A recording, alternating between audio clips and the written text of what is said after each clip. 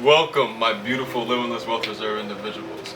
Today we got my boy Cam with me again for you guys a part one, but for him a part two of a class with me. He went from trading options to trading futures, and now he's jumping back into trading options while still maintaining the futures he's trading. He just wants a little refresher. So, Cam, how long have you been trading? Probably like year and a half now, maybe. Year and a half.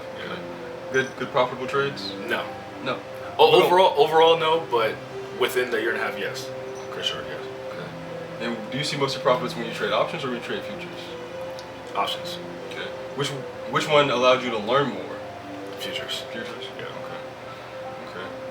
So normally, right, in my basic classes that people like Justice and Anthony and other people in the Discord pay for, I start from the very, very, very basics. But I already gave you that class, right? Mm-hmm. All right. So we're gonna jump into the advanced stuff, and we're gonna hone in on some of the skills that you learned from your futures trading, and then just go from there. Okay. All right. Cool. So we know my favorite chart to use, Moo, right? And I know you like Trading View. Basically the same thing, right? So your big thing is the why you get into a trade. Like, you want to know why the person who's giving you the trade gets into it, and why they wait to get out at a certain point, right? Yeah. So I'm going to use the trade of the day today from February 9th as an example of why I get in and why we hold for so long, or why we have our price points we think is going to hit. And then I'm going to go back and I'm going to show you how often it works, how consistent it is, to give you a better understanding of the why. And then you should never miss opportunities like that again. I'm talking about. Alright, so today, as you already know, everybody in Discord, we traded SPY/SPX. So, as you're coming back to options, I'm going to tell you this. Once you trade SPX, you'll never want to trade anything ever again. I promise to you. Forget, I know like a year and a half, 2 years ago, I was trading AMD, Tesla, everything hopping into the Max 7s, trading like, things that were hot. F all that. SPX is where it's at. He's not lying. SPX is where it's at, okay? And once you can, I don't want to say master, once you find that rhythm with SPX, it's unforgivable. Like, it's amazing. Now, like example, when you were trading futures last week, and I got into the call with you and I said, hey, this is going to what? It was something 40. 69, 40. I can't even tell you what the number was. I can find it though. Yeah, and I was like, hey man, it's gonna go there. And you're like, why do you see that? And remember, it's my first time ever looking at that future. It's the same concept, bro. You can take this concept and apply it to any stock, any future, or I'm pretty sure Forex too. Any chart, it's gonna be the same. You mark the right. Like all that transfers in between different types of trading. It's like the same. Chart readings never change. Yeah, that's pretty cool. The only thing that I always like to emphasize is that every candlestick pattern in chart reading has a reversal. 533 is crazy. 533 is crazy. She does not miss. This is my okay. Here it is. Yeah. Yeah. She ain't want to get out. Nope. I don't blame it. Any time that Devontae and I say that a play is going to a price point, she's like, okay, I trust you guys. You guys haven't steered me wrong yet. Word is bond. she's like, you guys haven't steered me wrong yet, so we're gonna wait. And I'm like, okay. She told me she's up 200%. I said, you're not gonna get out. She said, no. I believe you got sentiment. I said, okay. Hey man, if that ain't getting y'all in this Discord, I don't know what it is, bro. I don't know, man. Like, I keep thinking about doing it, and every time I'm doing it, I'm like, no, I'm just be disciplined to get out. That bankroll management, man. I'm just gonna be disciplined to get out. About perfect execution, Amy. Great job. So, I mean, as far as like the why, do you feel like now you understand?